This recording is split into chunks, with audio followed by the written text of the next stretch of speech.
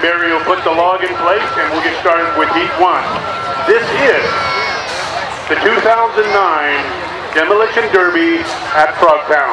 Heat 1 about to get underway.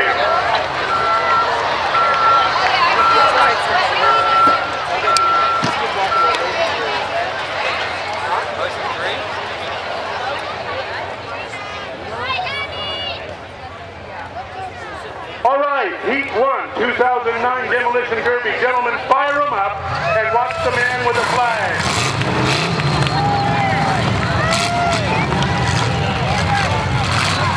On your mark, get set, go. Here we go. Arena has recently been wet down, but the water has not had a chance to soak in. So these guys are still going to figure out a way to get this speed going. First real blow by Keith Pearson, car number 31. Right on the side of Rusty's automobile.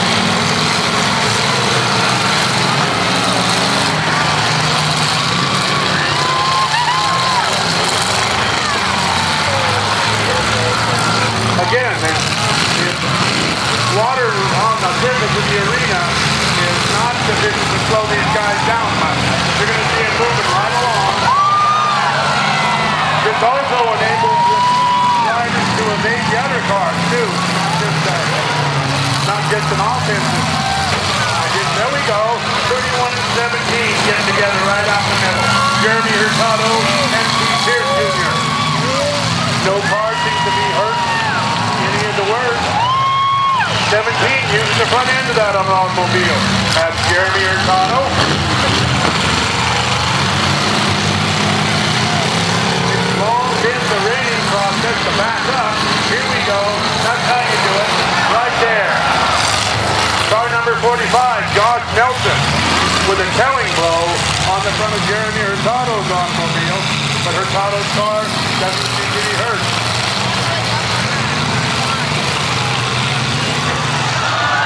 Number 31, Keith Pierce Jr., doing a lot of damage with the front end of that yellow automobile. Bruce Heath Jr. hung up on a log. Now the best thing that could happen to him is for somebody to come along and hit him.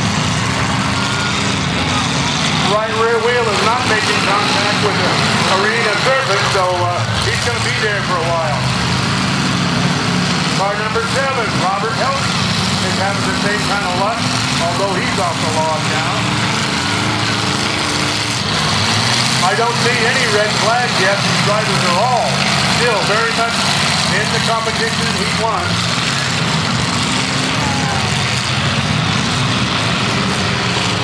Prowling and growling.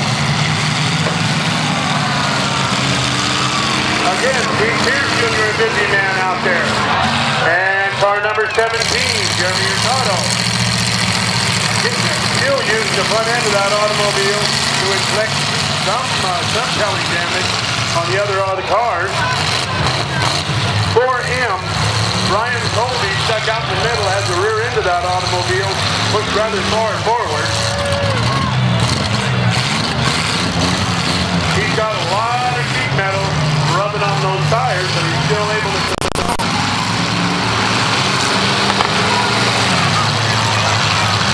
Josh Nelson over there in the 45 car doesn't seem to be willing to do any favors for car 13,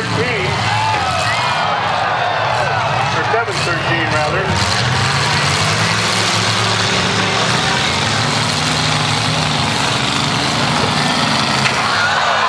Yeah, that's Demolition Derby right there. Keith Pierce Jr. getting a little air.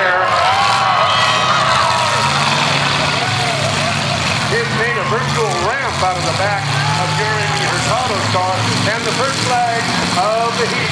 4M, Ryan Colby hangs out the linen. He's all done. The car is absolutely destroyed from the rear wheels back. There's nothing there.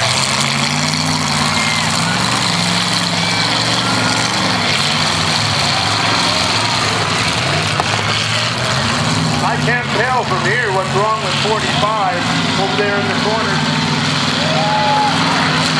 just hung up the linen. He's hung up on the wall. He's not going anywhere. And it's obviously merely going to see his car destroyed. Josh Nelson in the blue car appears to be simply hung up on Bruce Deep's car. Both of them seem capable. But again, we've got a mulligan. Just because they go out early in the first heat doesn't mean they don't have a chance for the main. Over on the left, Big 7. Robert Helton. Looking Big 7 is out. He apparently having a lot of trouble getting that car going again. Okay, in the center of the arena, Jeremy Hurtado and Keith Pierce Jr. These two have been going at it for the whole heat, and they continue as the heat comes to a close. Seem to be hooked up. Got some of that pin-up sheet metal.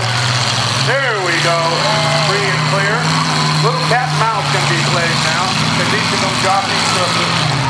Okay, car number 45, Josh Nelson, hangs out the flag. He is connected with 113 Bruce Deep and simply unable to get loose. Doesn't want to become a sitting duck for one or both of the other drivers in the arena. So, 31, Keith Pierce. 17, Jeremy Hurtado. One of these two will take first place in the first heat.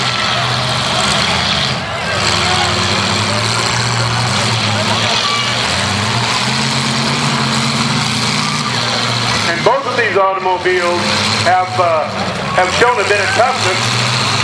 We've been working out pretty well with the front or the back of either of these cars, and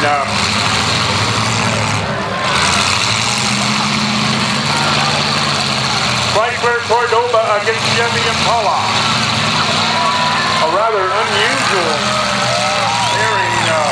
Chrysler products have always done well at the Derby, and occasionally you'll run across a Chevrolet product or Ford that does well, but not like the Chrysler.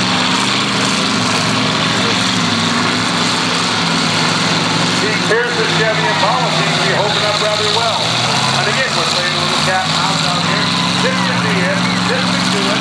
Here we go. Survival of the fittest. Very often these automobiles stay out here until they get so hot they can't continue. And we really hope that one of these two drivers is able to actually administer a visible coup de grace before that happens.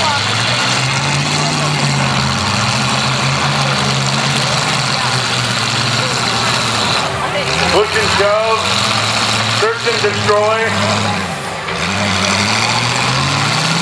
Nose to nose.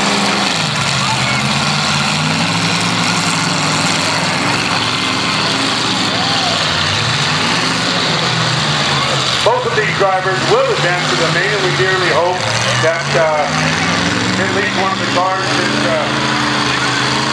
yeah, there we go. Impala rear against Cordoba front. It came out about even.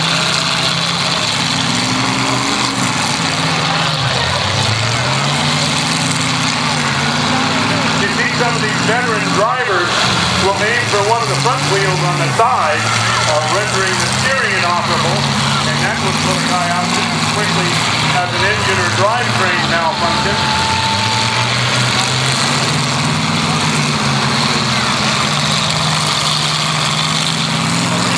To dry out a little bit now. The mud constantly stirred up by the cars you see out here. A little bit of a breeze and some heat. Jeremy Hurtado in 17. Keith Pierce in 31.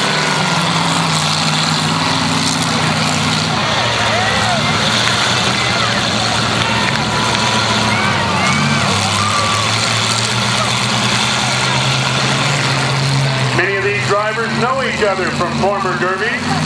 There may be a vendetta or two, some bragging rights.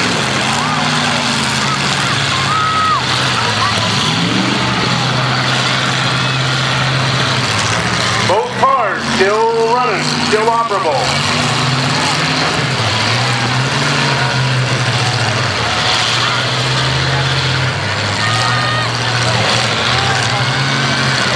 Another technique that Jeremy might be thinking of is to get Keith hung up on that log where he can't move. That's been done before also.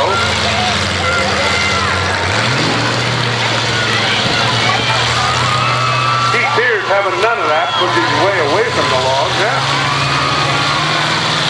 Ricardo's car's in reverse, so he didn't want anything to do with it either.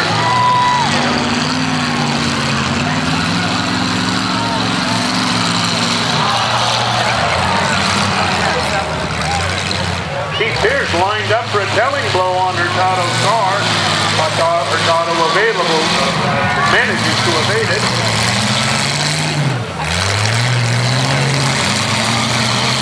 Up on the high side, it gets a little tends to get a little drier up there.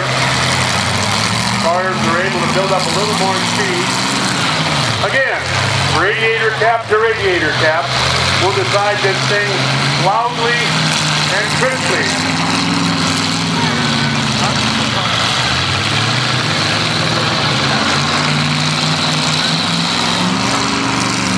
It is illegal to beat these automobiles up anywhere except the driver's door.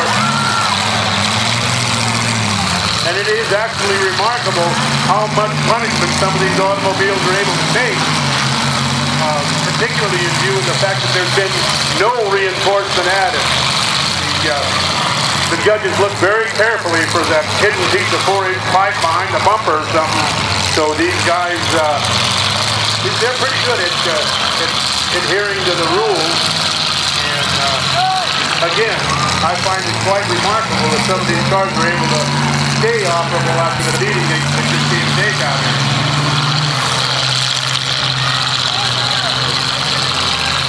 One of the longer two-car contests I remember seeing. Okay, we got some driving room. Let's see what we can do with it.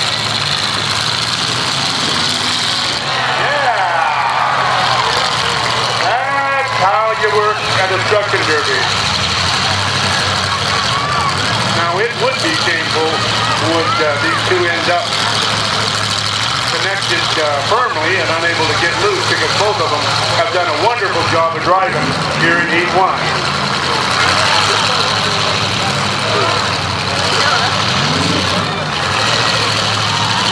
I can't see whether Jeremy's car's running or not. I know Keith Pierce in the yellow car, his car's still running. Now Jeremy's rear wheels are spinning. So then get him out there in the hook and get him loose. They're hooked up pretty good. They've got some pretty good chunks of iron overlapping in the back of those automobiles if they can't get the springs to give a little bit.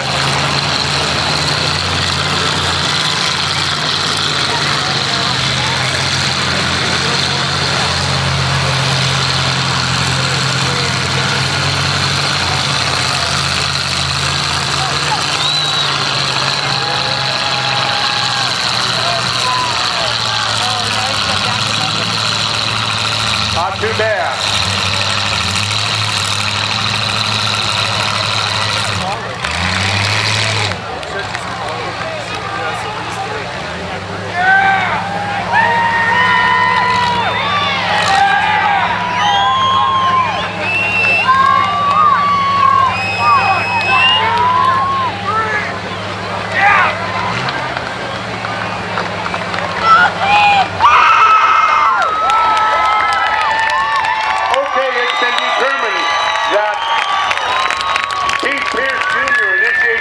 Contact in the heat.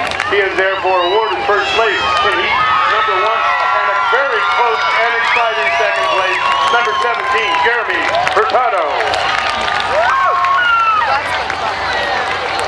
The car number 45, Josh Nelson, awarded third place, and will also enter the main by virtue of that fact. So we'll clear the arena and get back to you with heat number 2.